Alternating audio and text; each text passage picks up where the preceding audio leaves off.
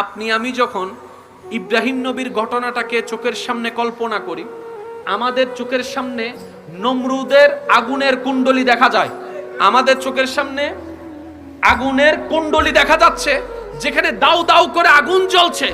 জগৎ বলছে আগুন আর আগুন, ডানেওয়ালা বলে আগুন আর আগুন, বিশ্ববিখ্যাত বড় বড় স্কলাররা বলে আগুন আর আগুন, যেটা জ্বালিয়ে ফেলে আগুনের ধর্ম।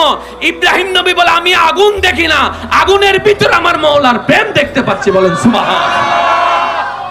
নজরিয়া এক একজনের এক এক রকম, এক একজনের চিন্তা এক এক রকম, এক একজনের নজর এক এক রকম, এক একজনের চিন্তা এক এক রকম। তবে একটা কথা বলি, যাদের চিন্তা নজর মন সবকিছুর মধ্যে রবের সন্তুষ্টি ফিট হয়ে যায়, পৃথিবী তাদেরকে কখনো কষ্ট দিতে পারে না। সুবহানাল্লাহ। পৃথিবী কখনো তাদেরকে ভাঙতে পারে না, কারণ তাদেরকে পৃথিবীর যে প্রেসারে ভাঙে, রবের রহমত তার চাইতে আরো বেশি